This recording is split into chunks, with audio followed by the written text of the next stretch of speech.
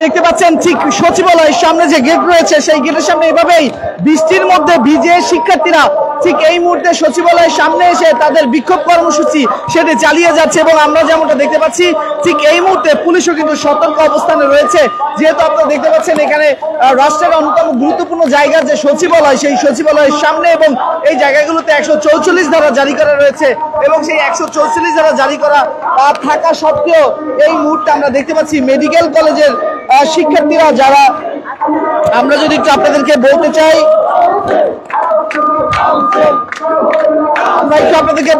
যে এখন এই মুহূর্তে বাংলাদেশ ইউনানি ও আয়ুর্বেদিক মেডিকেল কলেজের শিক্ষার্থীরা এই মুহূর্তে এই সচিবালয়ের যে গেট রয়েছে সেখানে অবস্থান নিয়ে তাদের বিক্ষোভ কর্মসূচি চালিয়ে যাচ্ছে।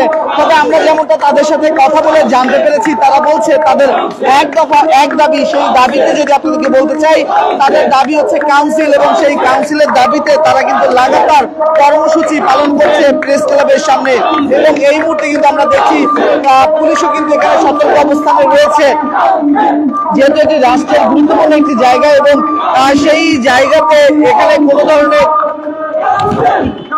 এখানে কোনো ধরনের মিছিল মিটিং সমাবেশ করা কিন্তু সম্পূর্ণ নিষেধ এবং সেই কারণেই কিন্তু পুলিশ এই জায়গাটিতে ব্যারিকেড দিয়ে অবস্থান নিয়েছে যাতে করে তারা সচিবালয়ের ভিতরে প্রবেশ না করতে পারে। এবং আমরা দেখেছি বিভিন্ন সময় কিন্তু শিক্ষার্থীরা বিভিন্ন দাবি নিয়ে তারা এই সচিবালয়ের অভিমুখী যাত্রা করে এবং পরবর্তীতে আমরা কয়েক সপ্তাহ আগে দেখেছি সচিবালয়ের ভিতরে শিক্ষার্থীরা ঢুকে বেশ ভাঙচুরও কিন্তু করেছিল এবং সেই প্রেক্ষিতে আমরা আজও যেমনটা দেখতে পাচ্ছি শিক্ষার্থীরা যখন প্রেস ক্লাবের সম্মুখভাগে এসে এভাবে তাদের দাবি নিয়ে যখন বিক্ষোভ করছে তখন কিন্তু পুলিশ এবং প্রশাসনের জায়গায় যারা রয়েছেন তারা তাদের জায়গায় সতর্ক অবস্থানে রয়েছে যাতে করে কোনোভাবেই প্রবেশ না করতে পারে। এবং আপনারা দেখছেন এই যে ফুটপাত রয়েছে, যে ফুটপাত দিয়ে সাধারণ মানুষ চলাফেরা করে সেই জায়গাও কিন্তু বন্ধ করে রাখা হয়েছে এবং যাতে করে এই জায়গাগুলো দিয়ে কোনোভাবেই এই শিক্ষার্থীরা যারা এখন বিক্ষোভ করছে সচিবালয়ের সামনে তারা যাতে কোনোভাবেই ভিতরে প্রবেশ না করতে পারে সে কারণে পুলিশ কিন্তু সতর্ক অবস্থানে রয়েছে। তবে আমরা একটু আপনাদেরকে বলতে চাই যে দ্রুত সময়ের মধ্যে বাংলাদেশ ইউনানি ও আয়ুর্বেদিক মেডিকেল কাউন্সিল অধ্যাদেশ বাস্তবায়নের দাবিতে আজকে তাদের যে মানববন্ধন সেটি কিন্তু আমরা দেখেছি প্রেস ক্লাবের সামনে তারা অবস্থান করে তাদের যে দাবি সেটি কিন্তু অব্যাহত রেখেছিল।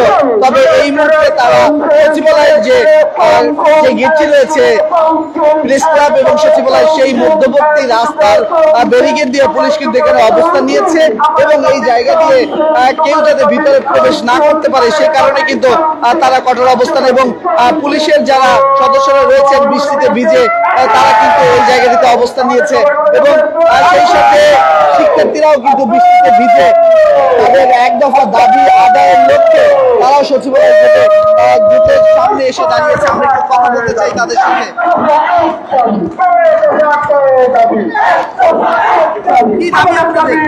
আমাদের দাবি ভাই আজকে থেকে 30 দিন 31তম দিনের মধ্যে আমরা আন্দোলন করতেছি এক দফা দাবি। এটা হচ্ছে বাংলাদেশ ইউনানি আয়ুর্বেদিক মেডিকেল কাউন্সিল।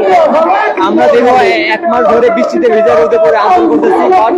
প্রশাসন থেকে ওই রকম বলার মতো কোনো আমাদের দাবি আদায় পূর্বক কোনো রকম প্রতিশ্রুতি অথবা কোনো রকম কথাবার্তা আমরা পাইনি। এই জন্য আমরা দীর্ঘ 1 মাস ধরে আন্দোলনে আছি।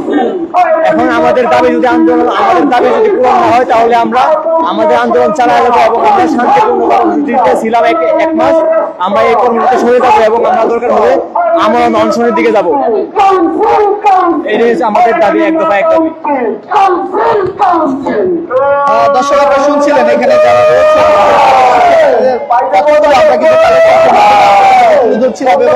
সেই সাথে তারা যে বিক্ষোভ কর্মসূচি পালন করছে সেই বিষয়গুলো আমরা এর আগে দেখেছি যে ঢাকা শহরে যে বৃষ্টি হচ্ছে সেই বৃষ্টির মধ্যে দাঁড়িয়ে তারা কিন্তু প্রেস ক্লাবের সামনের যে সড়কটি রয়েছে সেখানে তাদের এই অবস্থান কর্মসূচি এবং তাদের যে মানববন্ধন সেটি কিন্তু অব্যাহত রেখেছে এবং এক পর্যায়ে এসে ঠিক এই দুপুরের এই অংশে এসে তারা এভাবেই তাদের যে দাবি যে কাউন্সিল সেই কাউন্সিলের দাবিতে তারা এখন এই প্রেস ক্লাবের সামনে যে সড়কটি আছে সেই সড়কটি ধরে তারা এসে ঠিক সচিবালয়ের গেটের সামনে এসে তাদের এই অবস্থান এবং তাদের রুখতেই কিন্তু এখানে পুলিশ প্রশাসনে যারা রয়েছেন তারা সতর্ক অবস্থানে রয়েছেন এবং আমরা দেখতে পাচ্ছি এই মুহূর্তে পুলিশের ঊর্ধ্বতন কর্মকর্তা যারা আছেন তারা কিন্তু আসছেন এবং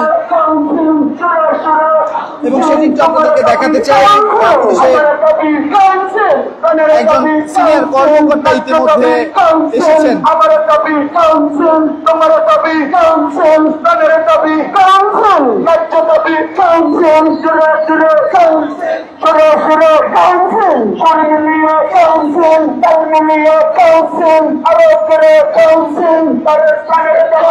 কাউন্সিল কেন হচ্ছে না? আমরা বিগত 1 তারিখ থেকে আজকে 30 তারিখ পর্যন্ত আমরা আন্দোলন করে আসছি।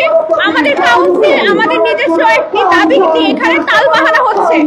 আমাদের দাবিটা পূরণ করার এখানে আমাদের মিটিং এর ডেট হচ্ছে, আমরা আসছি কিন্তু মিটিং ক্যান্সেল হয়ে যাচ্ছে। আমাদের দাবি নিয়ে এখানে তালবাহানা করা হচ্ছে, এই জন্য মূলত আমাদের কাউন্সিলটা হচ্ছে না।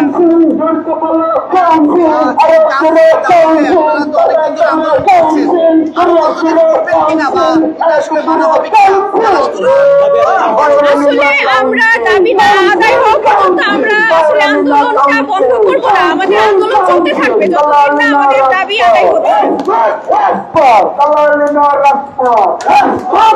দর্শক আপনারা শুনছিলেন শিক্ষার্থীরা তারা বলছে যতক্ষণ পর্যন্ত তাদের এই দাবি মানা হবে তারা তাদের যে দাবি সেটি দাবির জন্য তারা ঠিক রাজপথে ছাড়বে না, রাজপথে থাকবে এবং তাদের দাবি পূরণ না হওয়া পর্যন্ত তাদের এই আন্দোলন সেটা অব্যাহত থাকবে এবং সেই সাথে এই বৈরী আবহাওয়ার মধ্যেও কিন্তু তাদের দাবির জন্য তারা ঠিক এই মুহূর্তে তারা অবস্থান করে তারা বিক্ষোভ কর্মসূচি চালিয়ে যাচ্ছে।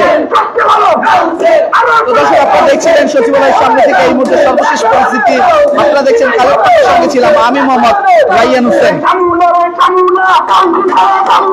আমরা কিন্তু